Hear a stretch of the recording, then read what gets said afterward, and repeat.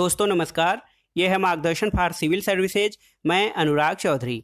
दोस्तों आज की वीडियो में आप पढ़ेंगे top important GK GS for all exam. इसमें उन महत्वपूर्ण प्रश्नों को कवर किया गया है जो विभिन्न परीक्षाओं की दृष्टि से अति संभावित तथा महत्वपूर्ण हैं। दोस्तों यह वीडियो मुख्य रूप से यूपीपीसीएस, आरओ यानी समीक्षा अधिकारी, सहायक समीक्षा अधिकारी, बीईओ यानी खंड शिक्षा अधिकारी तथा उत्तर प्रदेश अधीनस्थ सेवा चयन आयोग द्वारा आयोजित परीक्षाओं के साथ साथ उत्तर प्रदेश लेखपाल, सीटीईटी और यूपीटीईटी आदि के लिए बहुत ही महत्वपूर्ण है।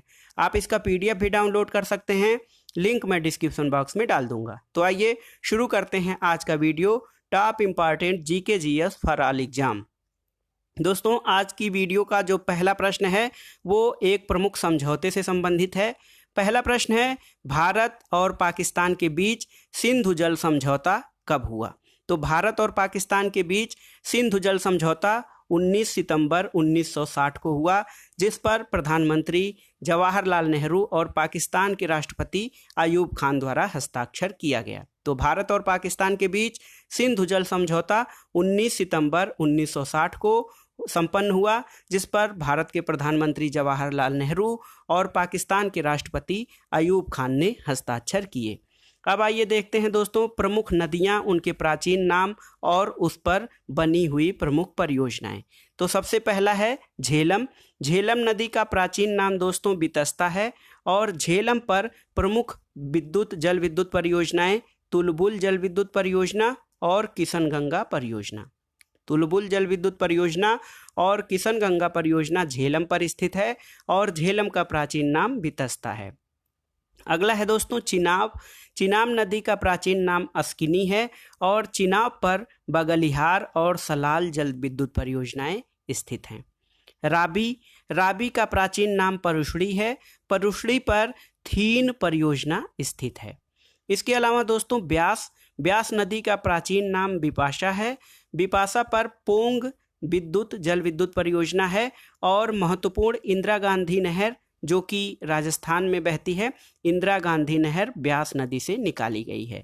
सतलज। सतलज का प्राचीन नाम सुत्रुदी है दोस्तों और सतलज पर दो प्रमुख जल विद्युत परियोजनाएं भाखड़ा नंगल जल विद्युत परियोजना और नाथपा झाकरी जल विद्युत परियोजना स्थित है। अगला प्रश्न देखते हैं, असम की सांस्कृतिक राजधानी कहा जाता है? तो माजुली क्षेत्र है दोस्तों। माजुली क्षेत्र को असम की सांस्कृतिक राजधानी या कल्चरल कैपिटल कहा जाता है। माजुली द्वीप जो है वो ब्रह्मपुत्र और लोहित नदियों के संगम पर स्थित भारत का सबसे बड़ा नदी द्वीप है। तो माजुली क्षेत्र को असम की सांस्कृतिक राजधानी कहा जाता है और माजुली दोस्तों ब्रह्मपुत्र और लोहित नदियों के संगम पर स्थित भारत का सबसे बड़ा नदी द्वीप है। अगला प्रश्न विश्व जनसंख्या दिवस से संबंधित है। आप जानते हैं विश्व जनसंख्या दिवस 11 जुलाई को मनाया जाता है। 11 जुलाई को विश्व जनसंख्या दिवस मनाया जाता है दोस्तों। अब प्रश्न ये है कि विश्व जनसंख्या दिवस जो 11 जुलाई को मनाया जाता है, इसकी शुरुआत कब से हुई? यानी 11 जुलाई को विश्व जनसंख्या दिवस के रूप में मनाने की शुरुआत कब से हुई? तो ये शुरुआत हुई है दोस्तों 1988 से संयुक्त राष्ट्र जनसंख्या कोष द्वारा और इसका आधार 11 जुलाई 1987 को माना जाता है, क्योंकि 11 जुलाई 1987 के दिन 5 अरबवें शिशु का जन्म यूगोस्लाविया में हुआ था। तो 11 जुलाई 1987 को 5 अरबवें शिशु का जन्म हुआ था यूगोस्लाविया में और इसी तिथि को आधार मानकर वर्ष 1987 को आधार मानकर 1988 से 11 जुलाई को विश्व जनसंख्या दिवस मनाया जाता है। अगला प्रश्न है, भारत एवं म्यांमार की सीमा रेखा का निर्धारण कौन सा पर्वत करता है? इंपॉर्टेंट है, भारत और म्यांमार की सीमा रेखा का निर्धारण अराकानियोमा पर्वत करता है। अगला प्रश्न है, भारत का store house of all minerals. तो सभी प्रमुख खनिजों का स्टोर हाउस या गोदाम किसे कहा जाता है? छोटा नागपुर पठार को भारत का store house of all minerals कहा जाता है दोस्तों। अगला प्रश्न है, राजभाषा हिंदी के प्रयोग को बढ़ावा देने के उद्देश्य से केंद्रीय हिंदी समिति का गठन 1967 में किया गया। राजभाषा हिंदी को या उसके प्रयोग को बढ़ावा देने के उद्देश्य से केंद्रीय हिंदी समिति का गठन वर्ष 1967 में किया गया। इसके अध्यक्ष कौन होते हैं? तो इसके अध्यक्ष दोस्तों भारत के प्रधानमंत्री होते हैं केंद्रीय हिंदी समिति के। अगला प्रश्न है, मत या वोट के विज्ञान या मतदाताओं के मत देने के व्यवहार और उनकी मनःस्थिति का अध्ययन करने वाले विज्ञान को क्या कहा जाता है? प्रश्न है, मतों का विज्ञान या मतदाताओं के मत देने के व्यवहार और उनकी मनःस्थिति का अध्ययन करने वाले विज्ञान को दोस्तों सेफोलॉजी कहा जाता है। सेफोलॉजी का हिंदी मतों का विज्ञान होता है।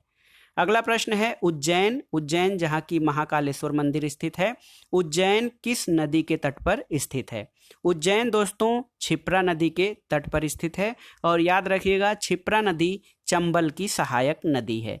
चंबल की सहायक नदी है क्षिप्रा, इसी के तट पर उज्जैन स्थित है।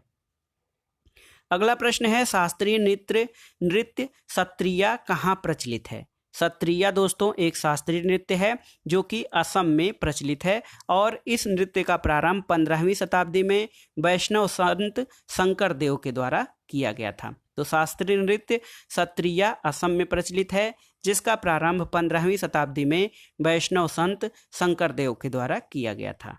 अगला प्रश्न इंपॉर्टेंट है, राष्ट्रीय झील संरक्षण परियोजना कब प्रारंभ की गई? इंपॉर्टेंट है दोस्तों, झीलों के संरक्षण के लिए राष्ट्रीय झील संरक्षण परियोजना जून 2001 से प्रारंभ हुई और ये केंद्रीय वन एवं पर्यावरण मंत्रालय द्वारा ये योजना प्रारंभ की गई थी, राष्ट्रीय झील संरक्षण परियोजना। अगला प्रश्न है, धौलाधार और पीर पंजाल श्रेणियों के मध्य स्थित प्रसिद्ध कुल्लू घाटी कहाँ स्थित है? तो दोस्तों कई बार परीक्षाओं में पूछा है कुल्लू घाटी कहाँ स्थित है। कुल्लू घाटी धौलाधार और पीर पंजाल श्रेणियों के मध्य स्थित है। तो हिमालय पर्वत के धौलाधार और पीर पंजाल श्रेणियों के मध्य स्थित है कुल्लू घाटी। कुल्लू घाटी हिमाचल प्रदेश में स्थित है। कुल्लू घाटी के अलावा हिमाचल प्रदेश में कुछ अन्य घाटियां भी स्थित हैं जिनमें प्रमुख रूप से सांगला घाटी, चंबा घाटी, कांगड़ा घाटी, लाहुल और स्पीति घाटी प्रमुख हैं। तो धौलाधार और पीर पंजाल श्रेणियों के बीच कुल्लू घाटी स्थित है, ये हिमाचल प्रदेश में है। हिमाचल प्रदेश के अन्य पर्वत घाटियां सांगला, चंबा, कांगड़ा, लाहुल और स्पीति हैं। अगला प्रश्न है दोस्तों, वर्तमान में भारत में शास्त्रीय भाषाओं की संख्या कितनी है? शास्त्रीय भाषाएं या क्लासिकल लैंग्वेज जिन्हें कहते हैं दोस्तों, तो भारत में वर्तमान में शास्त्रीय भाषाओं की संख्या 6 है। ये 6 भाषाएं हैं तमिल, संस्कृत, तेलुगु, कन्नड़, मलयालम और ओडिया। तमिल को 2004 में और ओडिया सबसे लेटेस्ट 2014 में क्लासिकल भाषा का दर्जा दिया गया। अगला प्रश्न है, मृदा में जल की मात्रा लगभग कितने प्रतिशत होती है? तो दोस्तों मृदा या मिट्टी में जल की मात्रा लगभग 25% औसतन होती है। अगला प्रश्न देखते हैं दोस्तों, भारत में सर्वप्रथम किस मानव प्रतिमा को पूजा गया था? तो भारत में सबसे पहले गौतम बुद्ध की प्रतिमा को पूजा गया था। और प्रश्न बहुत ही इंपॉर्टेंट है, भारत में सबसे पहले गौतम बुद्ध की मानव प्रतिमा को पूजा गया था और कनिष्क के समय में, कुषाण शासक कनिष्क के समय में गौतम बुद्ध को दोस्तों देवता का स्थान प्रदान किया गया। इस वीडियो का अगला प्रश्न है, हर्षवर्धन के दरबार में आने वाला जो चीनी यात्री था दोस्तों ह्वेनसांग था, वो किस शासक के दूत के रूप में भारत आया था? तो हर्षवर्धन के दरबार में ह्वेनसांग ताइसुंग के दूत के रूप में भारत आया था। तो हर्षवर्धन के दरबार में या हर्षवर्धन के समय ह्वेनसांग भारत आया था। उसने नालंदा विश्वविद्यालय में अध्ययन भी किया था, लेकिन इसे एक दूत के रूप में चीनी शासक ताइसुंग ने भेजा था। अब आइए देखते हैं दोस्तों, भारत के प्रमुख युद्धाभ्यास और किस देश के मध्य ये युद्धाभ्यास होते हैं। तो सबसे पहला है दोस्तों, भारत और नेपाल के बीच सूर्य किरण अभ्यास होता है। युद्धाभ्यास भारत और नेपाल के बीच सूर्य किरण अभ्यास होता है, जो कि भारत और नेपाल की थल सेना के बीच आयोजित किया जाता है। अगला है, भारत और नेपाल के बीच स्लीनेक्स, भारत नेपाल की जल सेनाओं के बीच स्लीनेक्स अभ्यास या जल सेना या नौसेना के बीच भारत श्रीलंका के बीच स्लीनेक्स युद्धाभ्यास आयोजित किया जाता है।